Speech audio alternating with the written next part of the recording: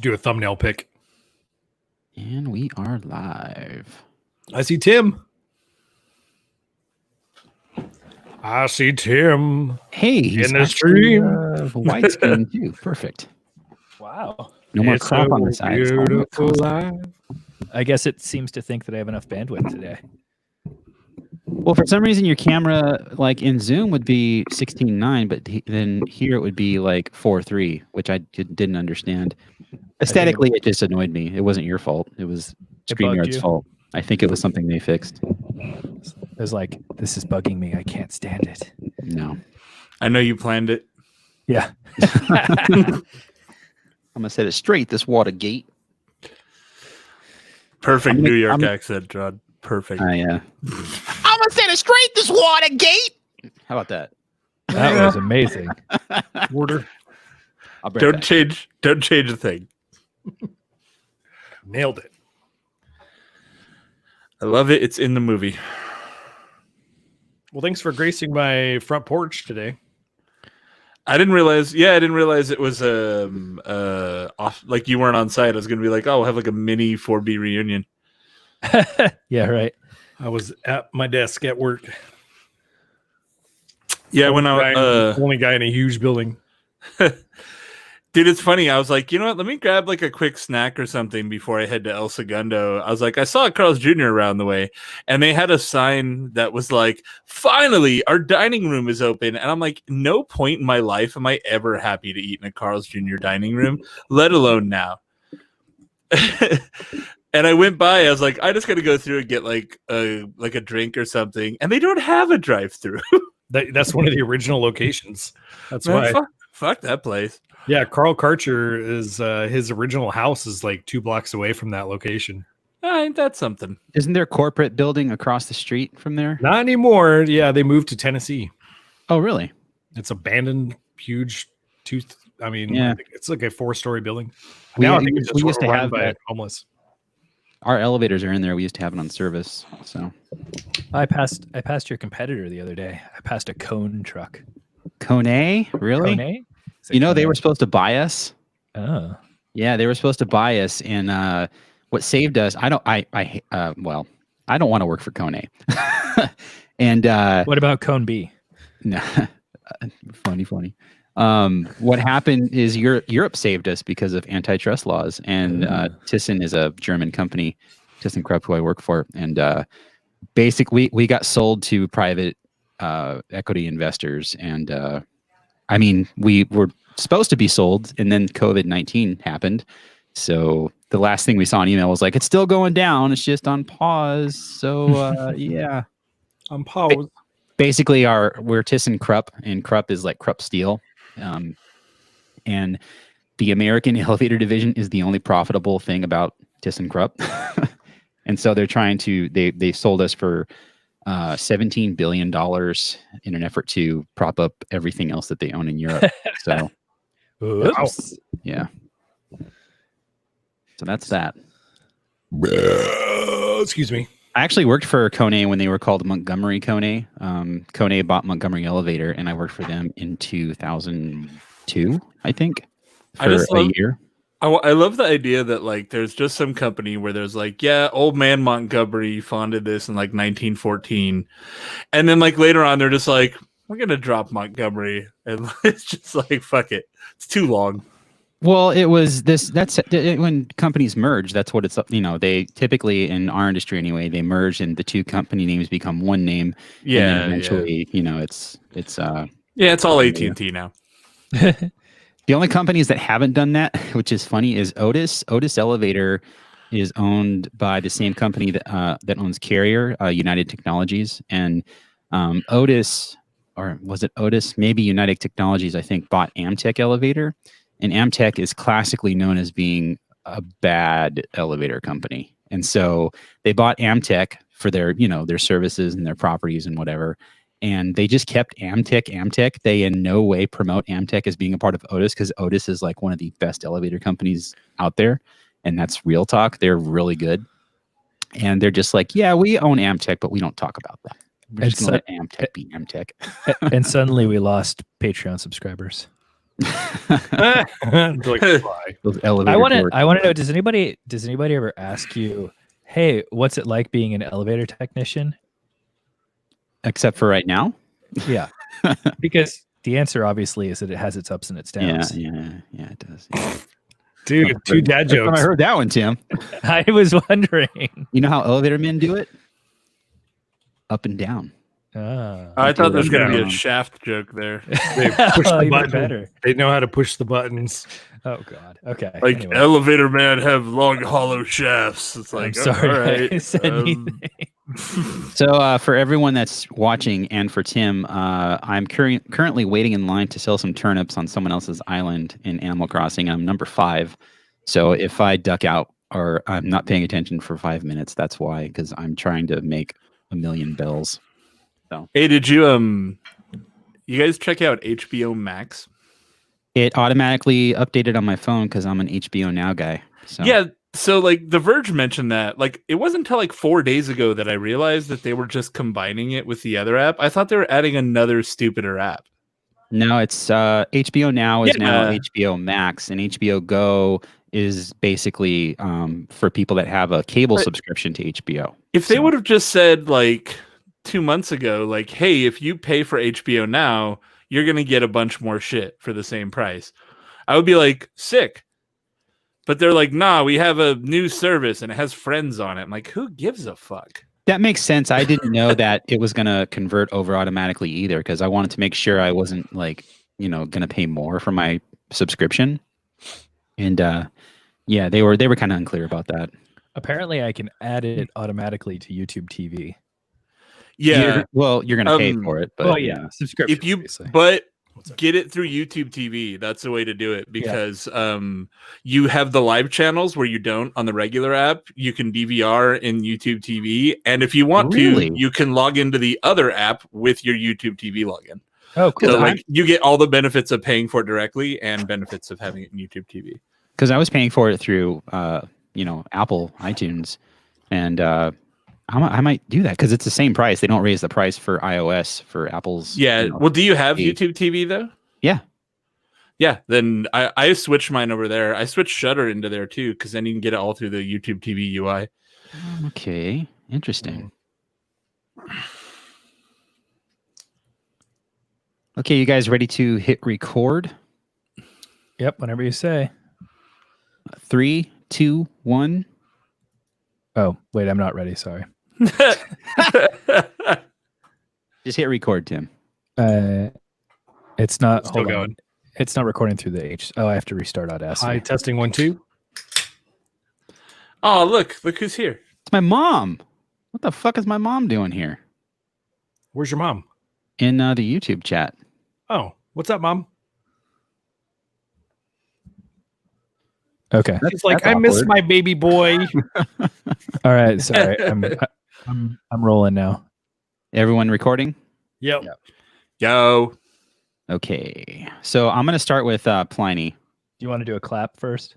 Nah, we're good. We're good. The Okay. clap didn't. The clap actually didn't work out too well because I couldn't see you guys clap, so I don't know whose clap was whose. So it Well, you didn't just line up really the make audio from the files. I threw in a free bonus beer that I'm gonna throw in at the start because I want to shout out these gents. Oh, you got one.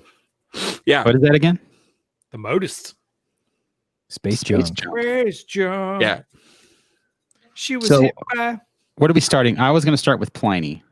We'll do all the intro and shit, and then we'll be like, and then we all have Pliny, and we can get to it. But I'll do a little quick thing beforehand with this beer. Oh, but I already opened it. Oh, you motherfucker. Well, yeah, you don't have. That's fine. I opened mine too. So we're starting with Pliny. How about we start with Pliny and then we'll do an individual beer and then we'll go back to a group beer and then back to an individual beer. Well, now I need another glass. We'll go get another glass then. You should always have 4 glasses. I just have 4 glasses because I know I'm not going to finish all these beers. I'm just doing a single individual. Sorry. I'm number 4, guys. I'm almost there. Sell some turnips. Gonna slang some turnips. Are you going to go live on the stream? No, it's on my Switch. I don't have that incorporated. Gotcha. So I bought Minecraft Dungeons on my Switch, not realizing it was a Game Pass game because I'm dumb. So You're like, ay caramba. I'm playing it both on Switch and Xbox because in order to play with people, it's not cross-platform yet. So I have friends on Xbox that I can play with, but I'm trying to keep both up to the same like progress level. No. Which sounds very lame and stupid, but it is what it is. It's a great game for Switch. It's $20. It's great in handheld mode. I love it. It's fun.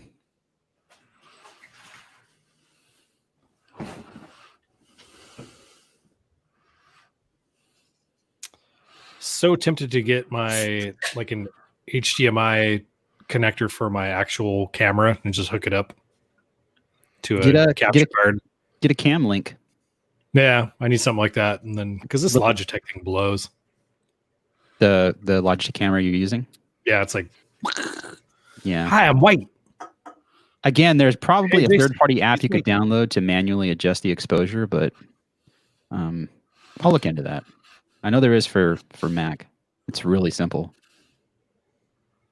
You have an A6400? 65. You should be able to use that just via not via HDMI, but via USB. It has like an input lag. Oh, it's that bad? For video. Oh, okay. Yeah. I have an A69. It's nice. Nice. Nice. Bullseye. All right. See, I wonder. I'm still number 4. I'm so close. Just what's kick it off, to man. Everyone's recording, right? Yeah. No. All right. I was playing video games too, and I stopped for this podcast. Well, I was hoping I would get on this island before we started, but it's taking forever. They invited me to a raid, and I said, I'm sorry, I have to go do a show. I don't have to sell my turnips. I could probably wait again until later tonight, but I'm so close. I've been waiting for an hour. Selling your turnips. All right. They should just have a vendor you can go to. Welcome to the Four Brewers Podcast. My name is John Holzer, and as always, I'm joined by Jason Harris. Gray Nagel. And Tim Mather. And today on the show, we've got a nice variety of beers. We are kind of drinking the same thing. We had it wasn't big. It was a very well coordinated beer pickup / drop off thing that allowed us to safely give beers to one another and also receive beers from one another. So we'll be doing that today. But first up, we want to thank some new patrons on Patreon. Believe it or not, we have 2 more that we picked up since the last couple episodes. So thanks to Max Poland and Alex Lopez. We got 2 new supporters on Patreon. So sweet. Thank you to them because it's awesome. Again, that during this time of uncertainty that no one really knows where their money's going to be coming from, and so many people are out of work, that people still have a few spare bucks in their pocket to throw our way. So thank you to them. That being said, today we talked about last week how I picked up Pliny for President 2020, and I got those beers delivered, and we are all drinking Pliny for President 2020. And if you don't know what Pliny for President 2020 is, it's basically Pliny the Elder, but it's double dry hopped. And yeah, I actually went to Scott Windsor's new space in Anaheim today, Windsor Homebrew Supply, and we were talking about Pliny for President, and I did a YouTube video on it where I asked the guys on this show not to watch that video because I had thoughts on this beer, and his thoughts pretty much aligned with mine, and he also seems to think that they used different hops in this beer from standard Pliny. So keep that in mind as you try this beer. My God, it's so good. Of note, this beer's got a little bit of haze to it that it's a little bit cloudy, where I feel like in my head regular Elder is pretty much crystal clear. It's a little bit darker too, right? I have regular Elder in my fridge. I could it's been a while since I've had Elder, but it seems a little more on like the golden side than the it's like a yellow side. 2 SRMs, a little bit darker orange, I would say, on the Elder. This, like, if you slid this beer to me, I would not say it's Pliny at all. Yeah, I kind of said the same thing on my video. And not as far as the color goes, but in general, it seems like they tweak the recipe a little bit to accommodate the double dry hopping, which for me makes a lot of sense for Russian River. They're just not going to willy-nilly double dry hop something and release it to the public like this. They're going to vet it and make sure it's a good product. Because I imagine if you took the normal Simcoe Columbus hop bill and just double dry hopped it, like I would be getting like what I expected when I opened this can is pine. Right, like that, like piney, like feels like you're out in the woods, kind of smelling the cool mountain air kind of smell. And this the hop, this has a big hop aroma, but it's not that character for sure. No, it gets like a, God, what's the? I'm not going to spoil it for you. You guys talk about it for a little bit because I don't want to spoil it. I feel like there's mosaic in here.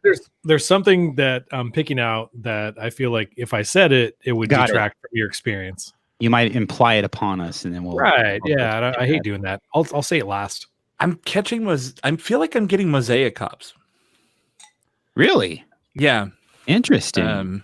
Huh? Because they did say they used 2 new hops in this for the double dry hop, and again, talking to Scott Windsor. He seems to think that they went as far as like changing hops in the actual boil too. So, is there no outline on what hops they use? Nobody knows. You can go to like More Beer has the official quote unquote recipe from Russian River, but for the original, for the original. But outside of that, they don't really disclose that. Okay, so on this one, my non-spoiler, I'm getting like some stone fruity, sort of peachy, apricot-y, fuzzy fruits, overripe. It's a very tropical bill. Hop bill. It's very like sort of like summer pie, on the nose. See, I think on the nose for me, this kind of has that hop smear kind of thing where you can't really pick anything out in particular. It's just like it's got some floral notes, it's got some grass notes, it's piney, it's tropical, it's kind of the best of everything on the nose for this beer. And it's got a little vegetal note too, sort of like kicking out the rear. And that's what I'm picking out is sort of like a furniture store. You know what I mean? Like it smells kind of like a clothing store or something like that. It's got sort of like this fabric-y. See, when I think of a clothing store, well, there's 2 clothing stores. Leather coats. Yeah, to me that smells leathery and kind of musty. And that doesn't sound like a good thing. I'm getting some musty notes on this, right? But it's very dank. See, like, to me, one thing I will note is that I think we've used some of the same language we've used when we're reviewing a lot of our hazy IPAs. And this is still a very assertive hop character. And I feel like the hop character is very prominent. And it's not just that kind of light, sweet hoppiness. Although, like I said, I think it's got more modern hop varietals in it for sure. I think it's a lot lighter on the Columbus Simcoe and a lot more on some newer modern stuff. I wish I knew which hops they were. Is that just the nose you're talking about?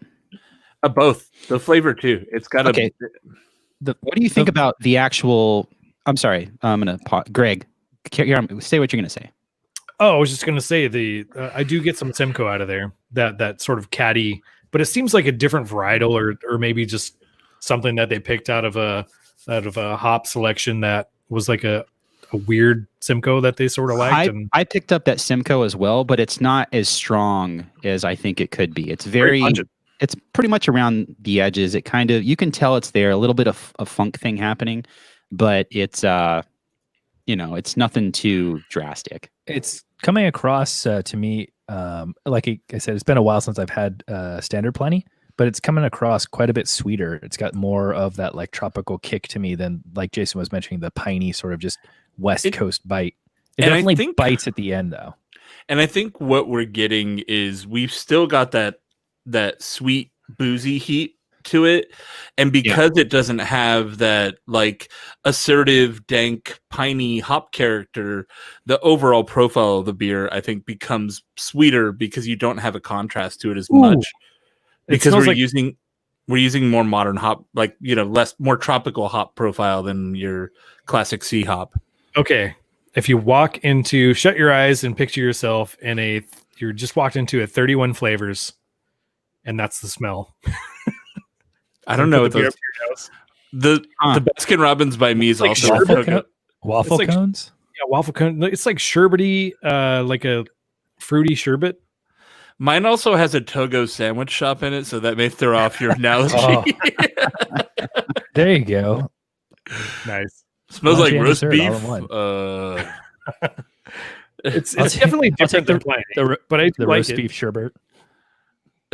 Yeah, it's an interesting take. I think it's got the things that you love about standard Pliny, but it's kicked up a notch with some interesting flavors just to give it a little bit of a spin. So do you guys think this actually tastes like Pliny enough to call it Pliny, or is it something different? I think something different. I think it's something different, and that's why it isn't just double dry hopped Pliny the Elder. Exactly. And everything you guys are saying is what I said in my video, and so I feel vindicated. I feel like I knew what I'm talking about.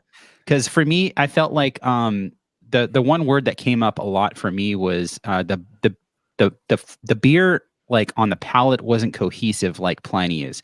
I think Pliny tends to, as far as the malts and the hops go, it works very well together. Like everything, it's kind of soft, but it's still got that really bitter, like West Coast punch.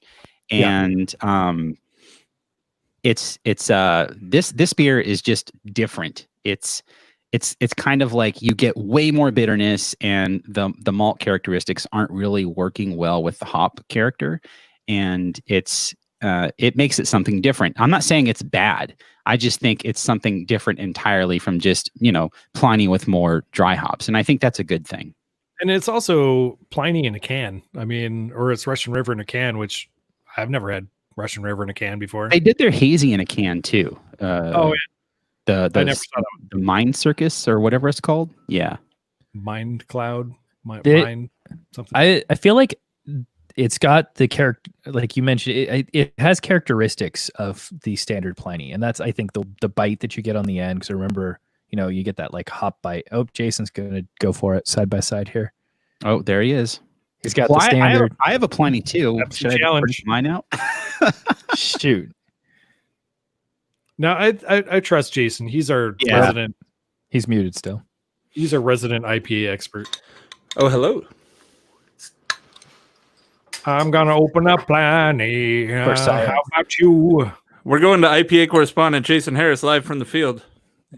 I mean, I really like for what it is. I really like this Pliny for President. I mean, it's got the hops, it's got the flavor, but it's not like you think double dry hopped IPAs these days. You just think this tropical sort of hazy mess, I think, and this is really nice, like mix of both worlds. Exactly, and that's, I think, when I said it, God damn it, hold on, Jason, we gotta wait. Jason's doing us bad. John's talking. Let me complete my thought. I totally agree. When I made my video, I said it and I said it here too. It has that hop smear kind of thing where it's not quite. You're not able to pick everything out like individually, but it's still Pliny, and it's its own thing. And I actually brought up Happy Hops as another example in Blind Pig because, I mean, those are three distinctly different beers, and I think this is the fourth in that lineup that we can get in distribution, and I think that's really cool. It's not just they're not phoning it in as far as double dry hopping Pliny the Elder goes. Yeah, for sure. I get you. So they smell more similar than you'd think. Yeah, Jason opened a Pliny, regular Pliny, and you saying that makes sense to me because I just think this tastes and smells like Pliny, but a little bit different. There's another element in the President beer. So the base note is the same in both beers, but there's another prominent hop aroma coming out of the President that is not there in the other beer, and it's got a big character. I'm wondering if it isn't. It smells like one of the ones I really like Mosaic or Strata, are both two hops that I've been really enjoying in the President. Yeah. So do you get like blueberry or strawberry out of it? I I don't, but those aren't flavors I normally pull. The Strata is definitely strawberry for me. Blueberry is definitely mosaic for me. I need a course on hop flavors. Hang on one sec. Oh, they have a whole website. Like you just go to the websites and they're like, here's all the 25 things it's supposed to taste like. Tim, you got really quiet. Yes. Better? What happened? Hello? Hello. You got really quiet. Hold on.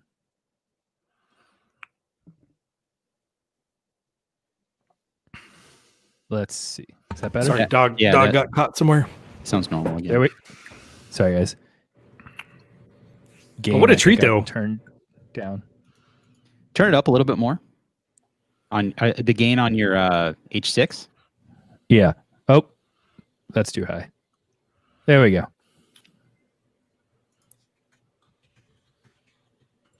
All right. Sorry about that. No problem.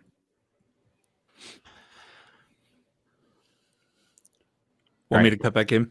Just All right. hang on a second. I just Turn sold up my time. turnips, and someone quietly left, which means I could have lost all of that. Oh, I hate when people do that. Don't quietly leave islands. It's rude. Go through the airport, people. Hang on. I don't know what that means. I know. It's Animal Crossing bullshit. I'm Animal Crossing. All right, fuck it. Okay, Jason, pick up where you left off. So I think the nose is pretty similar with one big character difference, but the flavor is pretty impressively different. I think the President beer has much more late hop and less bittering hop. There's definitely more of a bitter bite in Pliny for President. Yep. I think the profile is the hop character on the mouth is a lot gentler in the newer beer, for better and for worse, right? But it's less of a hop punch, as where the Pliny the Elder is very much hit you in the mouth with hops. Interesting. Okay. So it's interesting trying the beer side by side. I'm glad I did. Now I have a bunch extra. I'm gonna save it for Sarah because she didn't get any of the President beer. So Overall, though, I think Pliny for President is it's interesting enough for us to talk about it because given all of these different factors on the aroma and like the flavor, it seems like like I said, they went out of their way to make something that was unique and not just double dry hopped Pliny, even though that's all they really said it is. It feels like they reimagined the beer and tried to retool it versus just going, here's our same recipe with more hops. Exactly. I think that's what I'm getting to. Yeah, I definitely pick out a little more of the vegetal character that might come from double dry hopping. I mean, it could be I'm not that sure it's about super contact fresh. time, but It could be that it's super fresh too, because this was canned like 4 days ago. Oh shit! My bottle's incredibly fresh as well. So interesting. 520. This was my consolation prize bottle that I ordered when I couldn't get the cans. Sorry about that. So 522 is the bottle. Yeah, that's just like 4 days before the cans. So yeah, it's I really think like honestly, if you're looking at your modern breweries making West Coast IPA, I think Pliny for President is made in the style that your quality West Coast IPA breweries are making beer now, right? Like, again, it's not super bitter, but it still has an assertive hop flavor, a real hop character. It doesn't lean in real heavily on those sweet notes, although as me and Tim commented, it does get a little bit sweet because of the booze in it. If it was down around more like 7, it probably wouldn't be as sweet, but that wouldn't be Pliny the Elder then. So I commented on the color. Do you see any discernible color difference between the two? Yeah, it's actually shade wise, not really. I always thought that Pliny was just a shade darker. No, they're pretty close, but this is again, it is definitely cloudier. Mm. I think it's just Get absorbing more hop light. residue in there. Yeah, I think there's just more stuff floating around. More alpha acids. Pliny. Oh, then they're both 8%. Yeah. I think something that's kind of cool too is to get a new spin from like, so Russian River, I feel like it's old school. It's known for Pliny and for hops like Blind Pig and, obviously now Happy Hops. So they've got that thing going. And so I think it's cool to see something new. Like John, you kind of mentioned like a reimagining as opposed to just a double dry hopping. It's cool to see something kind of new and a little bit more imaginative. Like it's not straying too far, but it's still different enough to be really cool and interesting coming from like an old school, like classic brewery, and to have it come out and be really good. So I feel like a lot of like old school breweries have taken their hand at like, oh, we're going to get in on the haze craze or we're going to get on this craze. And they come out and they're not bad, but you can tell it's kind of like just being done to try and fit in. So it's cool to see this coming from them. Right. And again, I said this on my video too. This could very well just be the regular standard Pliny recipe, double dry hopped, and we don't know what we're talking about. So joke's on you. Yeah, maybe double dry hopping makes that much of a difference. But since it's Russian River, I don't think that's how Vinny works. Like he's gonna actually try to accommodate the double dry hopping. I think one of the biggest benefits we've gotten as beer consumers when they opened the new facility is they were actually able to increase production to the point where they could do experimental stuff and still keep up with the insatiable demand for like, you got Pliny, bro? Well, are they, now that they have the new Windsor facility, are they still contracting to Firestone? No, that was only for like one batch of beer. Oh, okay. I thought they were doing like all during the switch over Firestone. Oh, okay. Yeah, no, it was just like think a one-off. Okay. Yeah, I was gonna say that I think Vinny is up there in wine country, and I think he values his hops as much as he values wine grapes from his region. And I think you can get different seasonalities and different picks of hops that maybe he falls in love with, and he's like, maybe these would be good for like a one-off double dry hop batch or something like that. Let's roll with this.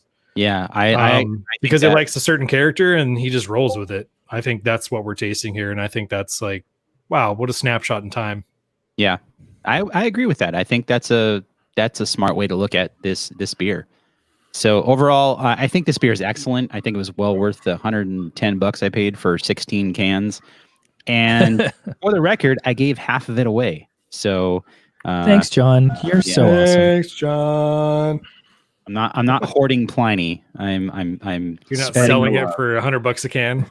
Thanks, John and Jason, for hiking it all the way out to the west side. You got Pliny, bro? Look, I was going to El Segundo anyways, so I got so much El Segundo beer, you guys. Oh my god! Yeah, so part of the theme of this show was to pull a beer out of our collective cellars, our individual cellars, and we might be doing that for some people. I know Tim and I pulled out some cellar beers. Greg has 2 freshies. I don't even have a cellar. Okay. And then Jason, I drank it all. Jason, I pulled an audible. I have a cellar beer, but I had another one I wanted to highlight. So go for it, Jason. What are you going to open? Yeah, so in my fridge that I got out of the Tavor IPA pack, I have Modest Brewing's Space Junk, which is a double dry hopped Citra Galaxy Strata Cream IPA. Oh my god, that sounds so good. Which they say is made with an absurd amount of oats and wheat. Modest has been kind of making waves this week because they're in Minneapolis and they're super vocal supporters of the protests about the murder of George Floyd, and I think that's fucking dope. They're like free hot dogs, and we can't. Oh, is that where that give away free is beer. that where that picture came from? I saw that floating around online. Yeah, that was Modest. That was Modest in Minneapolis. So I wanted to make sure that we gave them a shout out, and I just so happened to have one of their beers. Well, and how's the beer? It is good. It is hazier than I generally prefer, but it looks very white. It looks like Hoegaarden. Oh yeah, it is cloudy as fuck. Oh, but I mean that if you throw the word cream in there, I feel like it is. It is a creamy beer for sure. It has like a very sweet, creamy. Almost, it doesn't have lactose in it, but it feels like they're going as much for that profile as they can without actually putting lactose in it. Which is good. Cool. Because lactose is gross. Yeah. Even though I brought 2 beers that have lactose. The only two I will accept. It's also, I feel like drinking space junk is also pretty appropriate given the successful Falcon launch today. Yeah, they were delayed for what was it? They were supposed to go on Wednesday or whatever it was. Saturday, No, Thursday. The manned launch, Thursday. the manned launch is good stuff. Their internet plan is literally just putting space junk out into space. So Yeah, Well, for now, we'll see how that works out. I think John, I could give you a technical breakdown as to why it will never be good. Okay, I believe you. I'm actually curious to hear that, but that's not podcast content. Let's do a long story short. As someone who works for the internet, if you currently use satellite internet, this may be a nice, expensive alternative for you. If you have any sort of ground-based internet, including 4G cellular, it will probably be worse and more expensive. Well, yeah, I mean, the point is more about spreading it to rural. I can never do that right. Rural areas, right? Sure, but it's I also guess. got a $1,000 antenna, and it'll be $200 a month. So, Well, I guess if you're rich and in the country, it'll be great for your yacht. I've seen a lot of I've seen some complaints from astronomers about how like it's going to fuck up all the stargazing because you see the little train of satellites coming by. Yeah, hence the space junk. They're putting tens of thousands of satellites into space. Yeah. Well, that aside, it was cool that we finally got some humans up in space again. Yeah, I was dope. I'm glad they didn't blow up. One of my favorite I was Evo- watching it. I was just like, oh shit. Oh One of my God, favorite- Elon Musk was involved in this. Go God, please survive. You've heard the Devo song Space Junk too, right? No, She was it's talking about a girl walking down the street and she's hit by and killed by space junk, falls out of the sky and hits her. Like some dick and that's- balls of space junk, or Yeah. She was hit by that was my space limited joke. junk. So Yeah, that wasn't good. I don't Miami look that song Beach. up now. Although I am thinking now about the opening of Austin Powers. What you opening, John? well, I am opening a beer from Beachwood Blendery. This is Illuminaire. This is their I want to say Gueuze inspired lambic style. Yeah, that's it. We should open beer. ours as well. Yeah. So the We have deal the with base this beer, part of our journey this afternoon was, so this is what happened. I got the Pliny for President beers delivered to me, and I went to Greg's house and met Jason at Greg's house. And at Greg's house, I left him a can of Pliny for President. He left 2 bottles of Beachwood's first ever gueuze-style beer. Spontaneous. porch. Yeah. He only left 2 bottles, which confused me because there's 4 people on the show. We did that, unfortunately. And so we just rolled with it. I let Jason take a bottle and for himself, and then he took another bottle for Tim. Jason met Tim at El Segundo Brewing Company, delivered Tim's Pliny for President that I gave Jason and Greg's beers. And then Tim went home. Jason went home with a lot of beer. And then I went home as well. I just realized watching Greg, I just realized there's a cork under the bottle cap, so I'll be right back. I thought everyone was still on cellar beers and stuff. We've jumped over into the Yeah, goose. we need to Now figure I out gotta, what we're doing. Yeah, I just happened to open it. So that's where we're going. So Oh, like we all coordinated to have that one. I know I messed up. I'm sorry. God damn it, John. I still have another beer. What do you want to do? You could always open the other wildcard beer. We were on wildcard beer. Okay. I mean, or I can get another glass. I thought your wild card beer was the one you just spoke about. Right, and then everyone would do their wildcard beer. Oh, got it. Right. All right. Well, let me get my wild card beer. Hang on.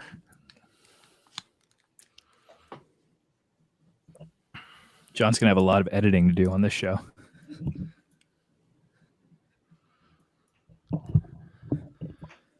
Hold on. So did we figure out what's going on? Are we doing the lambic now? We're doing No. wildcard. Wild card. You can open the Oh. lambic, let it breathe a little bit. Oh, okay. Because I'm saving my wild card for the last wild card. Miami Beach.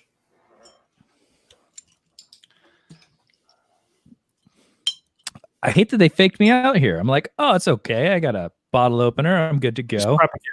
We're prepping you.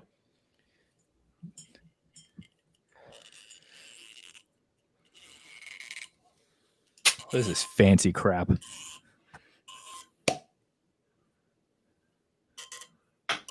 I do love that sound though. It is super sweet, right? Boop. Yeah, just a pop. Okay, everyone ready? Yeah, what's going on?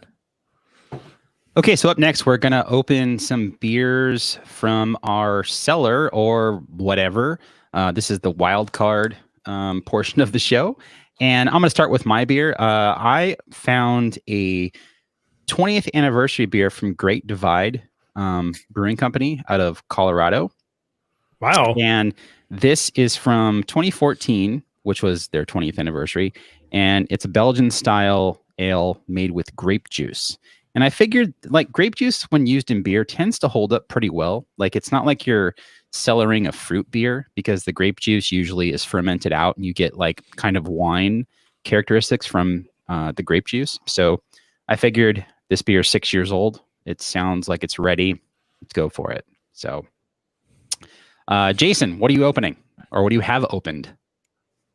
My modest beer? I have another one I can open though. Oh, that's right. That's your.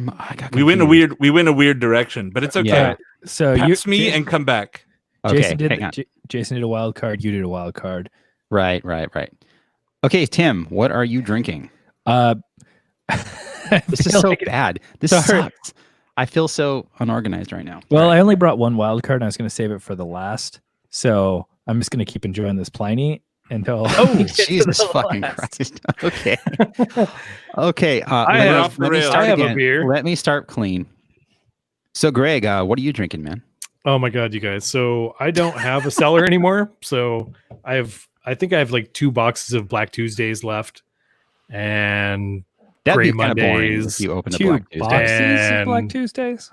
white chocolate, and just beers that are meant for dark times. I mean, we might be in dark times right now, so who knows? But emotionally, yeah, I'm doing okay though.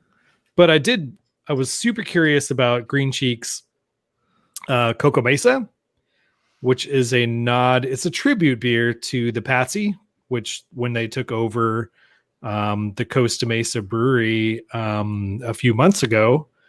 This was like you're referring to when Green Cheek took over the previously owned Barley Forge. Yeah. So the Patsy was like their number 1 selling beer. It was one of my favorites from Barley Forge, honestly. And to see them do a beer called Coco Mesa, it's a rye chocolate coconut stout. I was like, man, this it has to be good because I know Evan can pull some tricks out of his bag with flavors and stuff like that. And it's a nitro, so it's one of those where you kind of have to crack it, shake it up, and then give it a good dump. And hard pour. You got a hard pour. Like practically upside down, you're pouring this beer because you want to get that nitro effect happening in the glass. And you want like a little bit of a head on top, honestly. But yeah, I mean, it doesn't smell anything like the Patsy. I mean, there is some coconut, there's some chocolate, but 2 different beers, 2 different breweries, 2 different philosophies. I like the Patsy because it was very summery, like a summer stout, if that makes sense. That does make sense because the coconut in the Patsy for me anyway was refreshing, and the roasty qualities of it being like a stout were very low. So you got like this kind of chocolatey, really intense coconut flavor without it being cloyingly sweet. It was very drinkable and very, very delicious. I think it was probably their best-selling beer at Barley Forge. It was an excellent beer. Yeah, the coconut was like a perfect. It was sort of real and sort of blended with some artificial, and it kind of came off as like suntan lotion, but in a good way. Like if somebody walked by you that smelled like coconut, and they'd been in the sun all day. That's sort of how that beer had that vibe to it. It was and that, but if they were hot. If they're super hot, yeah.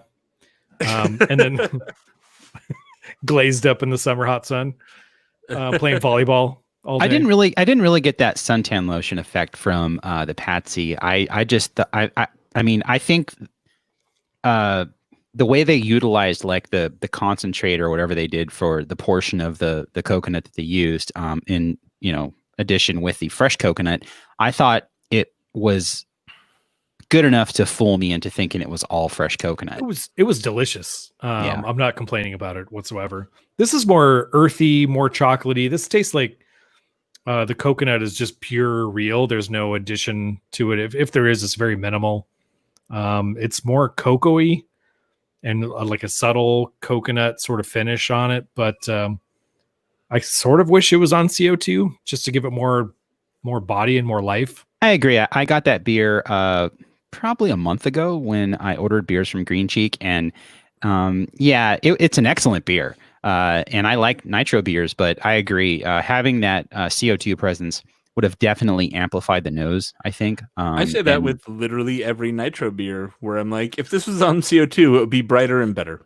Yeah, I mean, when you're trying a beer on nitro, you're going to give up certain things, especially when it comes to the nose. And I think for a beer that's in tribute to the Patsy, maybe not do it on nitro. They did have a nitro Patsy. I mean, and I wouldn't have really bought it. Yeah, I would have just stuck with regular CO2 Patsy. But the beer I thought was great. Like, it's Green Cheek. They're infallible, I think. It's very dry. The palate is very dry on it. It finishes nice and clean. I think there's some rye malt in there that helps facilitate that. It's a Green Cheek beer, very flavorful, very clean. It's delicious. Well, as far as my beer goes, this 2014 Belgian ale with grape juice, it's got a little bit of a funk thing happening on the nose that I can't quite figure out. It smells like sweet grape juice, but with like a musty I think like moss. Like, I don't know what moss smells like, but like, I guess like wet ground in a forest kind of thing. Forest floor is a big descriptor in wine.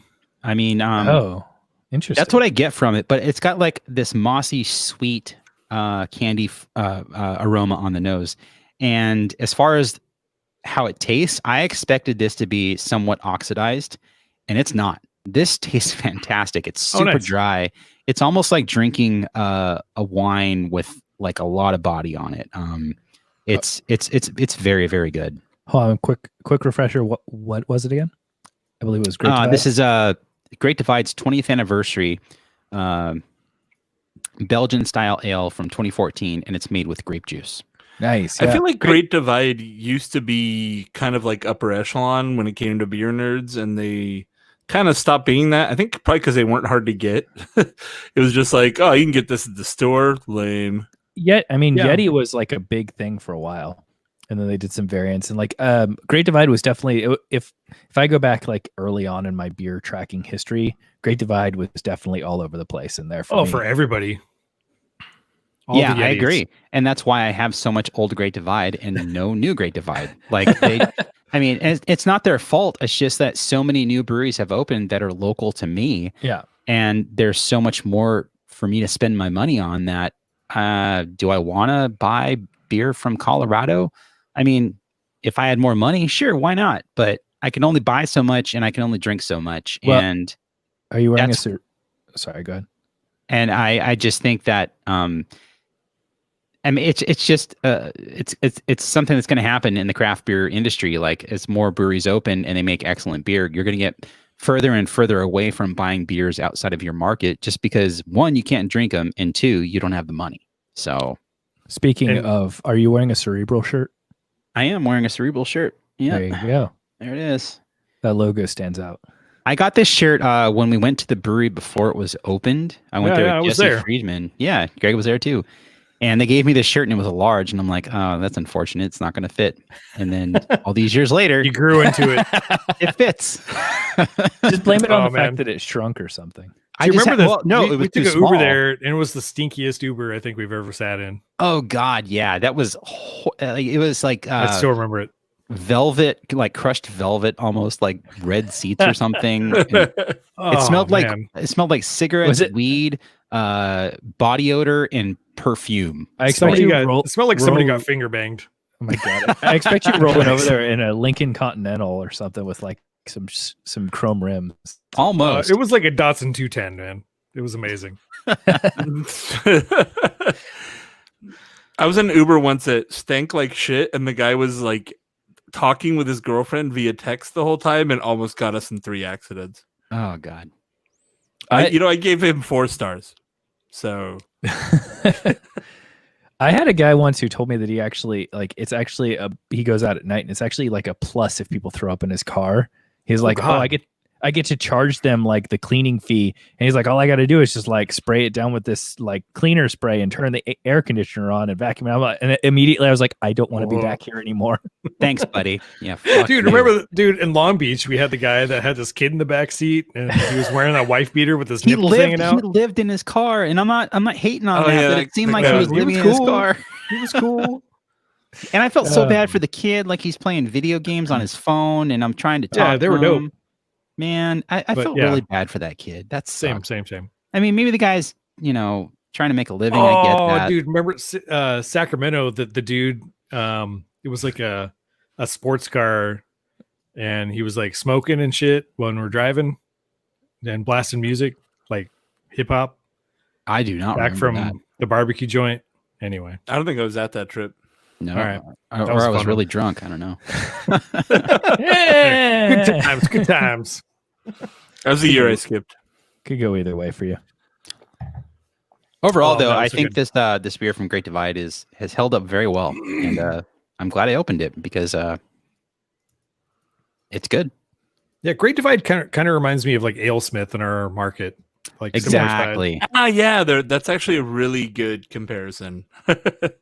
Like Where it's they're- just kind of like they're the elder statesmen that everyone takes for granted. They're like, yeah, the beer's they're good. them.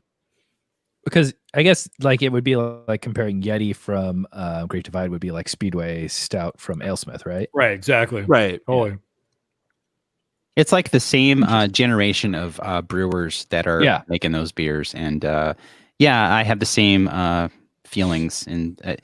And actually, if you go to Great Divide and AleSmith, it's kind of the same experience when you go into their new tasting rooms. Like AleSmith was very, very small time, very kind of janky in their tasting room before Mikkeller bought it, and their new spot is just like extravagant and beautiful.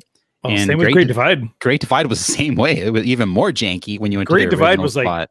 it was like the bottom floor of like a huge brick building, and like you just kept walking through rooms that just had fermenters and boil kettles, and They were it was kind located of dank. in like a very poor area of town, and That's now super hip.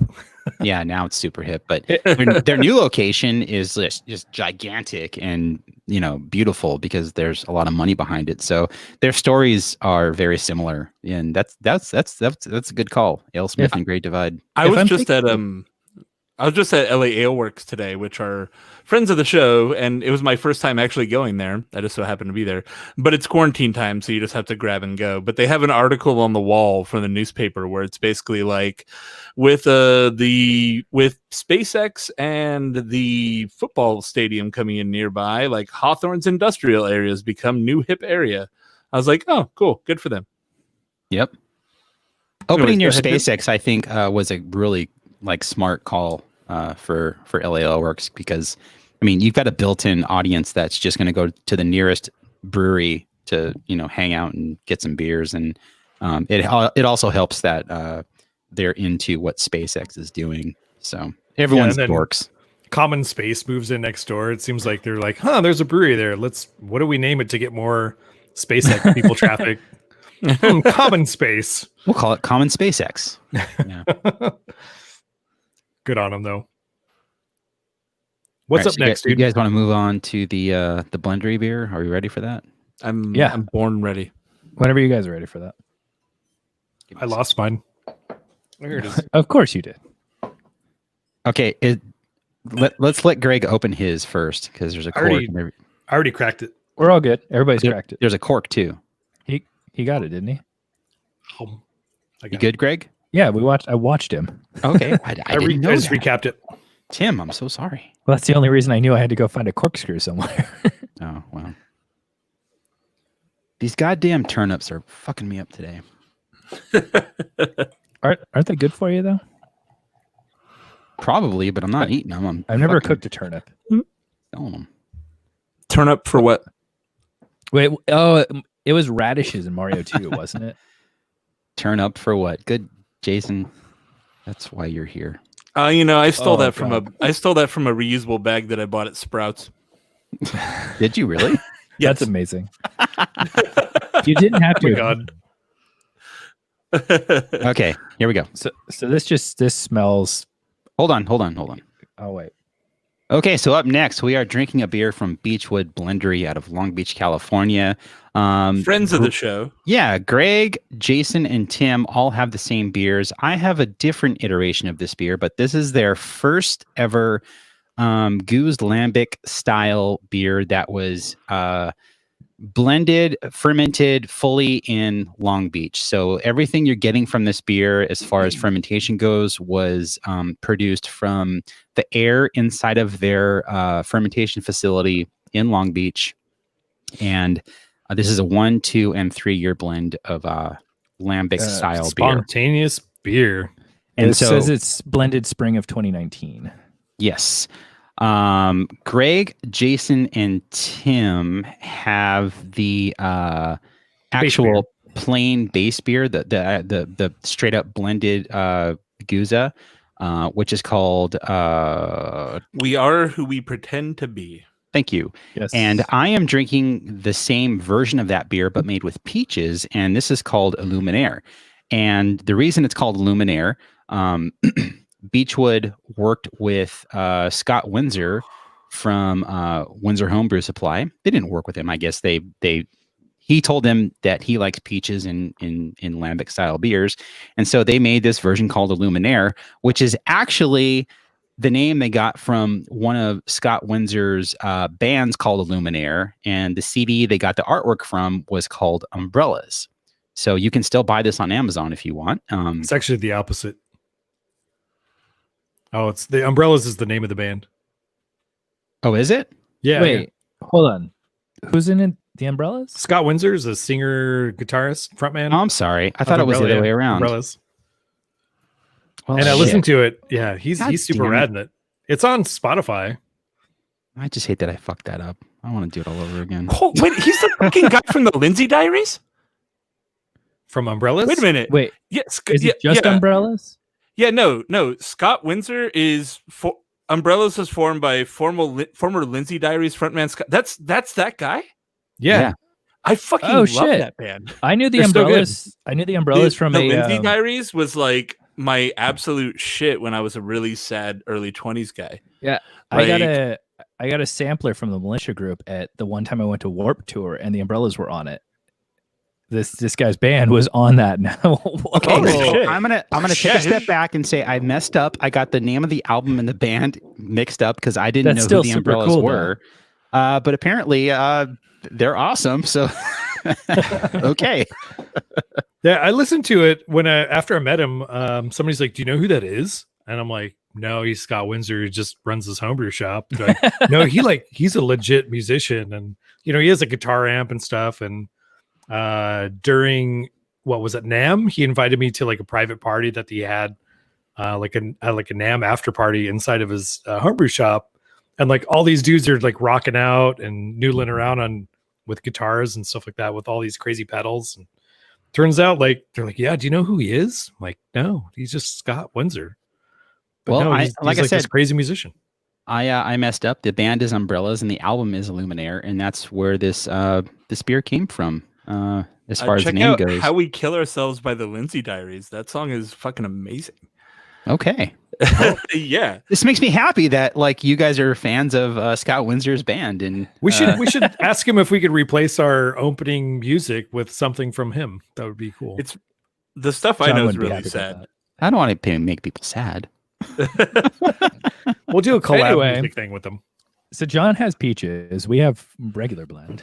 Yeah. So I the reason this happened is because apparently the person who put the beers on Greg's porch from his house while he was at work didn't put enough bottles on the porch. My daughter, yeah, unfortunately. She's like, "Oh, there's a third one in the fridge." I'm like, "Yeah, you watched me do it." But And so it's all oh. good. It worked out because I got the peach variant, which I would prefer Which is dope. anyway.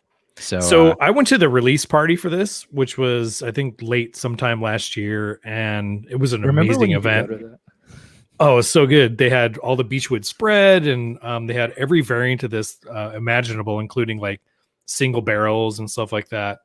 And this beer just really blew me away as far as like this is spontaneously fermented from the air in Long Beach.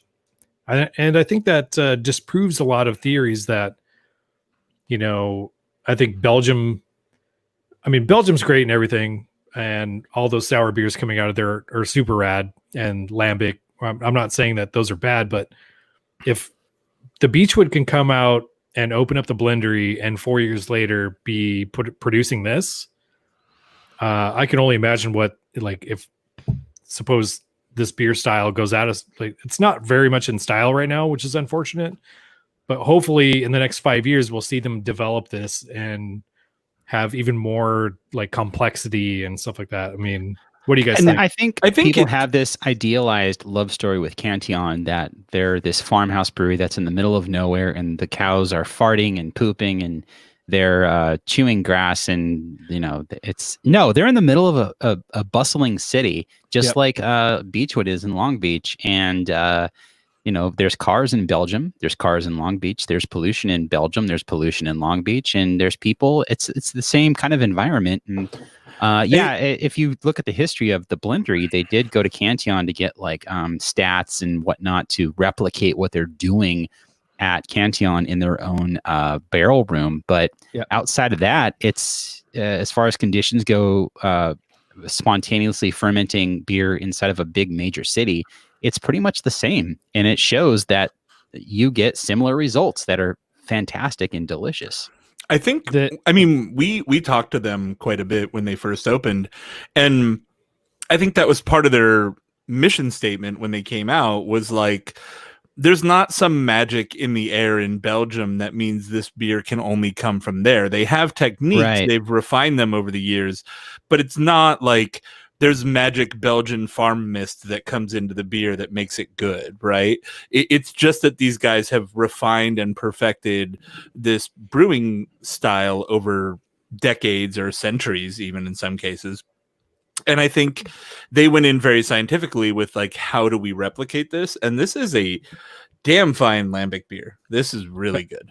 Back when I was co-hosting the Drinking Socially podcast, I believe we did an episode about we used to cover styles and go into the details, and learning about this style was really interesting, and just the spontaneous fermentation and the fact that it's just a vat. It's just like sitting there, just all the little things floating around, hitting it. Like, it's super interesting. And to think about these breweries, especially like old breweries. I mean, I don't know if Cantillon falls into this, but just all the old sort of Belgian breweries where like you've got like just stuff growing on the ceiling and things all over, and you don't want to change that. Like, in my mind, I'm like, you got to clean everything. But the whole point is like, you want all that crap just kind of hanging out there. One of the things that Beachwood Blendery did when they first opened was they got their bugs in order, and they literally like scrubbed the walls with mops with these bugs to get like the rafters and everything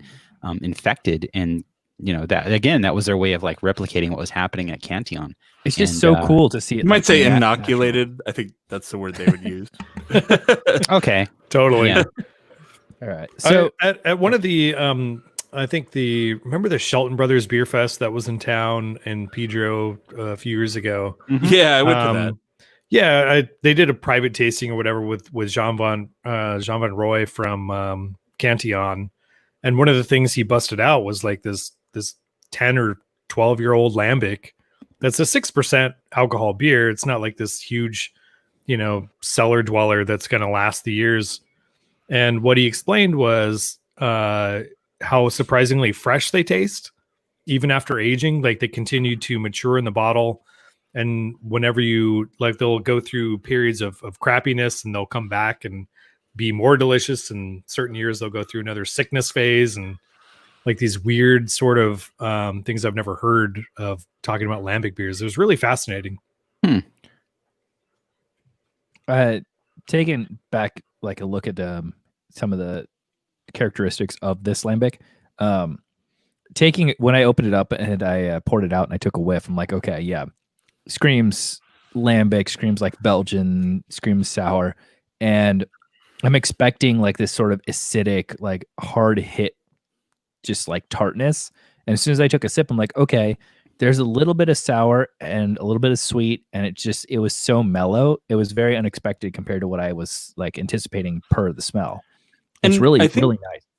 Yeah, that's where if you're used to your modern American like acid bomb sour, lambic smells like it's gonna be like that. Like you're like, Yeah. okay, I smell that acid. There's gonna be sourness in this beer. Don't you fuck with me?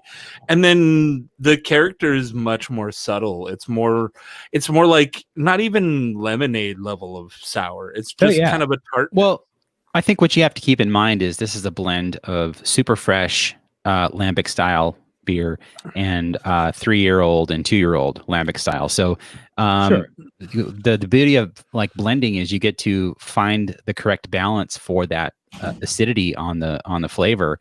And it's not just lambic that you get that from, because that's what everyone's saying.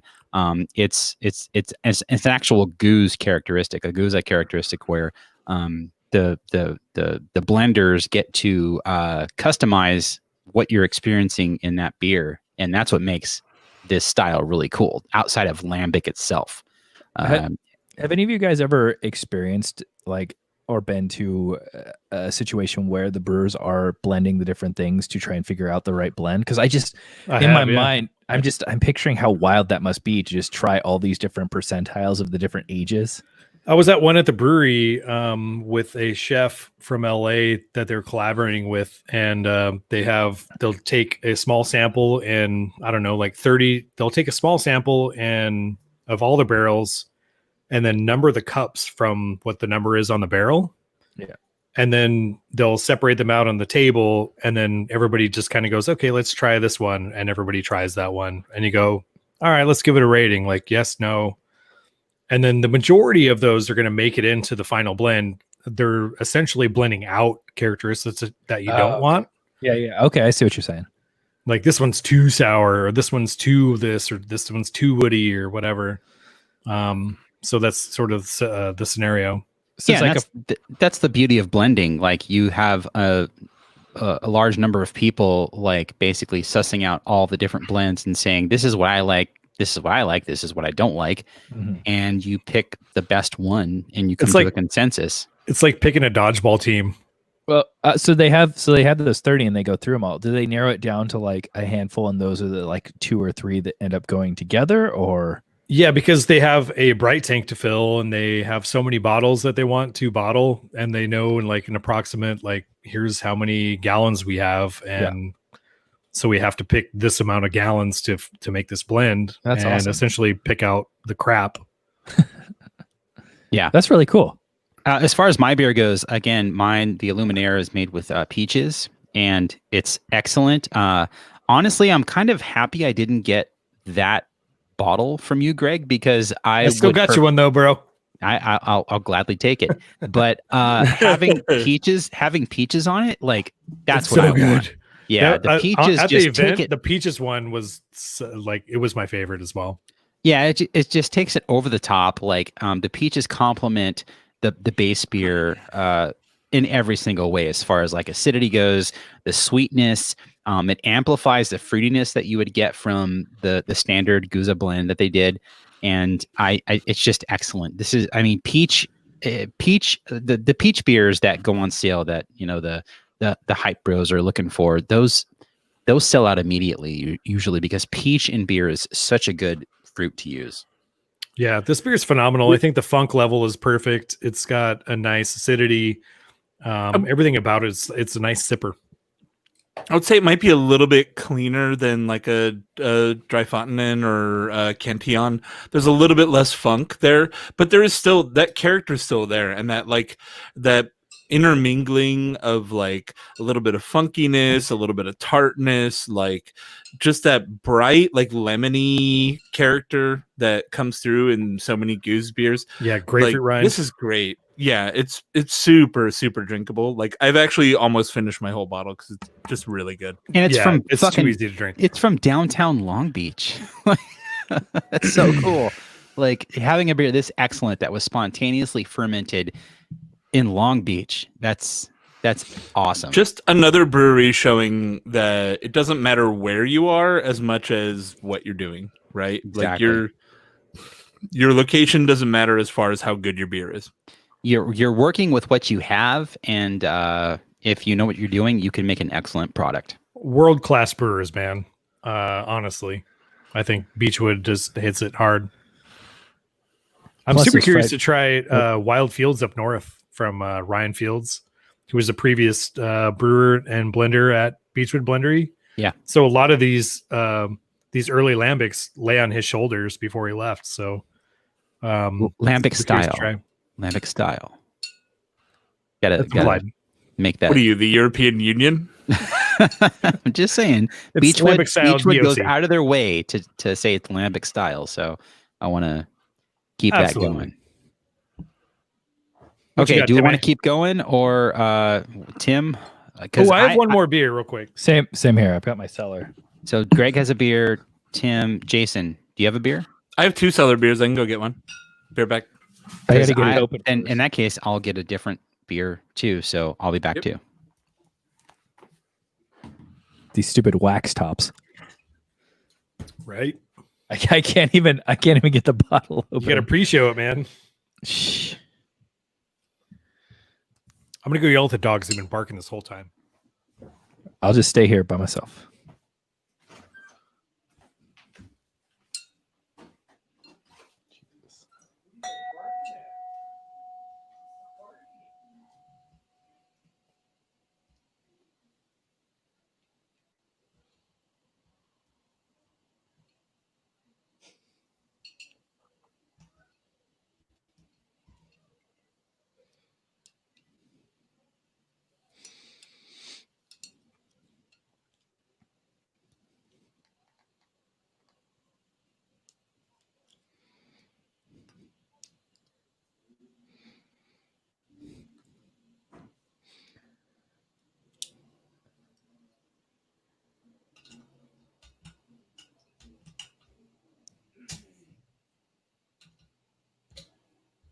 Ooh.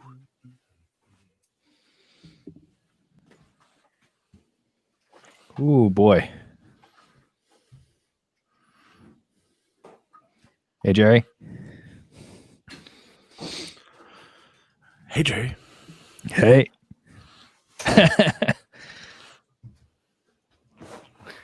I guess my wife left. I'm like, what are the dogs Oh. barking at? Oh, Like, did just- she take all their stuff people. and everything, or? Oh, no, okay. she just went to go shopping or something. I'm like, Oh, God. why are the dogs barking?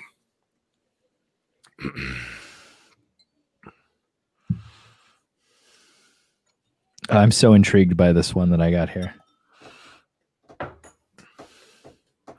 I'm concerned too.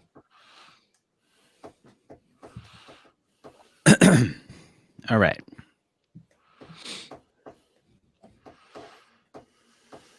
Okay, so who has cellar beer? Tim, Jason, and Greg. Okay, I don't.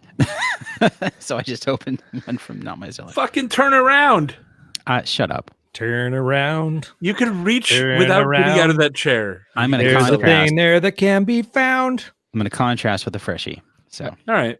Well, all right, I'm going to kick it off here. Okay, yeah. Okay. Right. Boo. All right, so to wrap things up. WB. Jesus Christ. Skip it Hello, up, my up, baby. Hello, my honey. Hello, rock down now. Hi, Mom. That's for all the parents out here. Okay, so to wrap things up, we're opening up one more beer from our cellars. Except for me, I'm opening a freshie. Actually, this is a beer from Society in cans. Can you believe it? Oh, I was looking at that one last show. The brewery that sugar would never cookies. ever package. You had to go to the brewery to get beers and like their stuff. Oh, dude, their grand Oh. opening. That's literally what they said on the tour. Is like, we will never package beer ever except for kegs, going to our local market. And I down thought the street. that sounds so stupid, but I guess they were slowly building up. You're not gonna like dive in headfirst into packaging, and you want to make sure your product is solid and suss everything out. I get it, but it's fun to bust their balls about it. So, well, I mean, they're packaging under duress because they're trying to keep their business from going under during the pandemic. Sure. I think they started just showed you, before that, though. motherfuckers. I think they started it just on time because they started, I think, in February. I started seeing society cans hanging out. Yeah, so this is the Eris. This is their Pilsner. It's 5.3% alcohol by volume. And this is a great beer. So I'm going to drink this beer while you guys talk about your cellar oldies. Did you say Harris? Does that beer have my name on it? The Jason Harris. Yes, it's the Harris. The Harris. No, it's the Eris. H-E-I-R-E-S-S. So like if a British person said my name. The Eris, I guess. It's Jason's beer. Yeah. Can I you brought bring it a- over, please? Oh, Tim, go ahead. Yeah. All right. So, okay. So backstory: I have a buddy who lives just outside of Atlanta, and so he used to hook me up with some sweet stuff from down there. One of the breweries nearby, I believe it's down in that area, is Atlanta is Sweetwater. Yeah. So every year he would go to his bottle shop and he'd pick up Sweetwater's Festive Ale. So it's their holiday release. They say it's brewed one day a year. Let's see if I can focus that. There we go. And so this was a while back, and this was the first one he sent me. He kept sending them to me every year for a while. So I was going to make a vertical, and I just never ended up opening them. So if you want to just take a peek at the date here. Oh man, that's when the world ended. 2012. Nice. So this is a 2012 Festive Ale from Sweetwater. It is 8.5%. It lots of cinnamon and mace. I don't even know if the recipe's changed according to their website. It's got Centennial and Golden hops. Lord knows if that's changed since 2012. Yeah. And this has not been stored very well, so I'm kind of scared. But this is one of my favorite year seasonal releases. It's such a time capsule too, because like in 2012, that kind of beer was everywhere, right? Yeah. Like every December, the shelves would be filled with like, hey, here's our winter warmer. Here's like our weird kind of malty, kind of boozy beer with spices, and like you don't see those very much these days, and it's kind of a sign of the times. It's a fun way to look back to that era. And this is the oldest one I have. I have a 12, 13, 14, and 15. So I decided to grab the oldest one I had. You should have That is verticaled actually- it right here. That would have been great, yeah. But hey, I guess You're home, so it's all good. Hopefully, you don't have to make dinner. Happy holidays to you, Tim. it smells pretty awful. So what are you getting on the smell? I'm getting a lot of so I'm getting like a small hint of like the spice, sort of like darker ale, and just a nose full of like metallic. It feels like that's kind of it's probably highly oxidized. Yeah, exactly. That's kind of what I'm thinking. So it's How just much like, phone book? If that beer was a cardboard mat, could you break dance on it? I haven't tasted it yet. I think with winter ales, it's kind of a crapshoot depending on what they are. I should say, depending on what the brewery interprets as a winter ale. You could get something that holds up very well, or something that turns into a complete disaster. It tastes. Oh, go ahead. Your winter ales, your winter warmers, like sometimes they're gonna be like a complete pile of shit, and sometimes they're gonna be just bad. You never know what you're gonna get. God, yeah. So it's got the same. It's got the like holiday spice, but it's super thin. Ooh, that was good. I like that. I almost dropped a glass. Oh, good save then. It's like it's got a little bit of that like holiday spice, but it's super thin. It feels very watery, and just like the tail end of it is just like, blah. You don't have to drink it, man. Oh, I'm not. It's not sweet water anymore. It's dirty water. Yeah, I mean, It's I dishwater. expected as much. I held on to these way too long, and I was like, I proposed like grabbing something old last week, and I just went for the oldest thing I had, and that's Okay. That's what I expected. I get something new and old at the same time, which is sort of impossible. This is a beer back in 2012 that a new brewer at Noble Ale Works called Evan Price didn't have huge hop contracts and stuff like that. So instead, he dealt with a local coffee maker, Jeff Dugan at Portola Coffee Lab. And they did a collab beer called Naughty Sauce, which was probably one of the most popular Southern California anomaly beers to ever come out that's not an IPA. So what is Naughty Sauce exactly, Greg? Naughty Sauce is a golden milk stout with coffee. And his original inspiration was to do like a cappuccino style ale. Super creamy head, very coffee forward. And the first time I had it, I was like, yeah, nailed it. I mean, this beer is amazing. And so yeah, the thing with this beer that makes it special is it's a beer that tastes like a coffee stout, but it's golden. And that's kind of weird, right? It kind of like blows your mind. And so this beer from Greg, this is New Adventures. So New Adventures from Green Cheek. I never thought I'd see Evan brew this on his, at his actual new brewery, but here it is in a can on nitro, and same Portola Coffee Lab.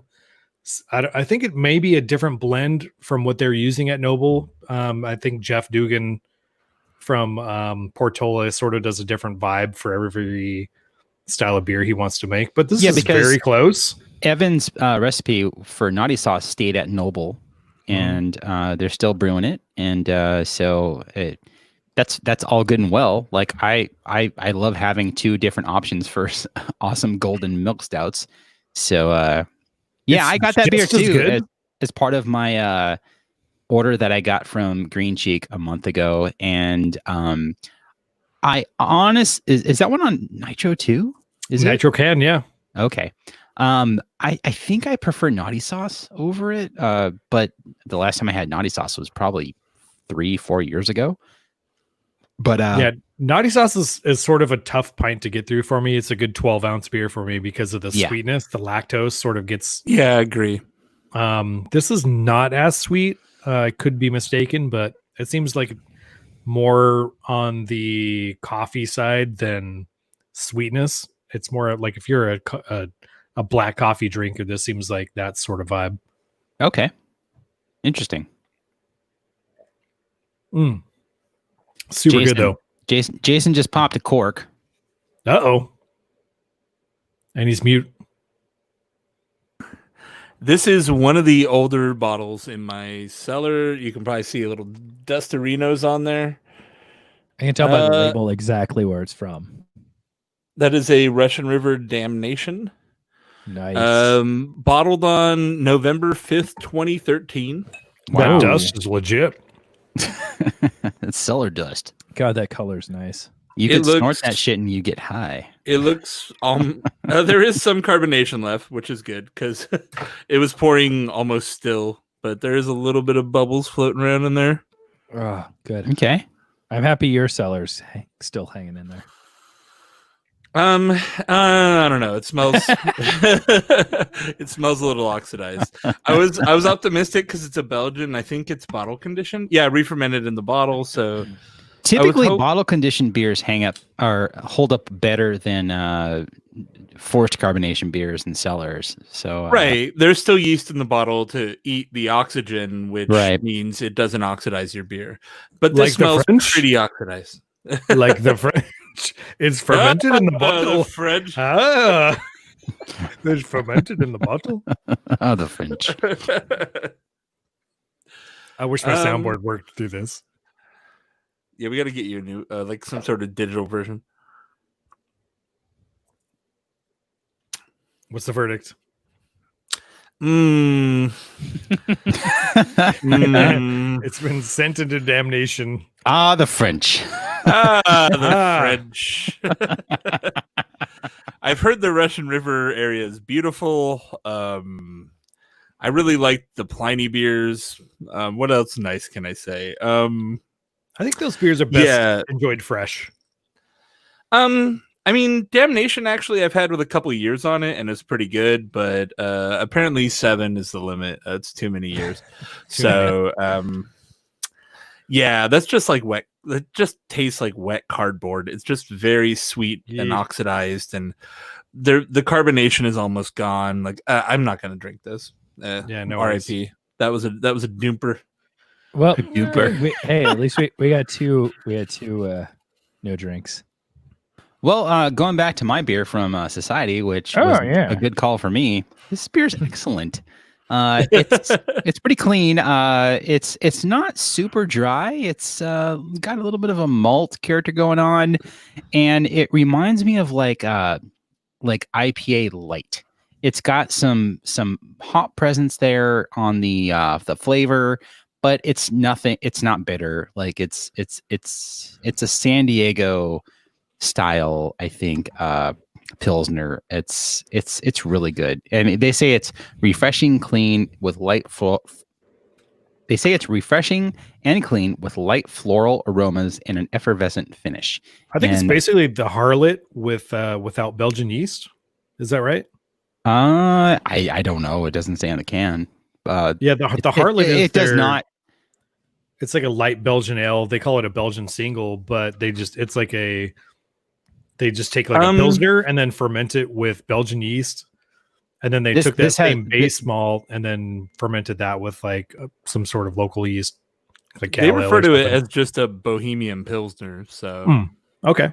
Yeah, there are 0 Belgian notes on this as far as yeast character goes. So you've had the Harlot though, right? Yeah. It's good stuff. Can't remember the last time I had it because I haven't been to Society in probably Society is still one of my favorite San Diego breweries. Yeah, but me too. I don't get down there, you know? Yeah, I don't make it down there nearly enough. That's good that they're now in the coronavirus, we can't go anywhere. Yeah. Well, no, Jason, it's gone. You can go everywhere. Oh, yeah, that's true. No masks. Like you can sneeze in front of someone and shit on the ground. Fuck it. Based on a lot of what I saw outside recently, yeah, apparently you can. Well, I think this show was fun. We got to try something very, very new, a lot of old shitty beers, and everything in between. And yeah. It highlights why I don't have a cellar anymore. It's a fair point. That's a good point, but the beer I got from my cellar was really good. So fuck y'all.